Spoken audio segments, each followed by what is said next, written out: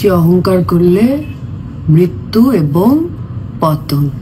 ও মাই god, এবার শাকিব খানের নায়িকা সাবিলা নূরকে নিয়ে যা মন্তব্য করলো মিমি চক্রবর্তী, তা শুনলে রীতিমতো আপনাদের মাথা ঘুরে যাবে।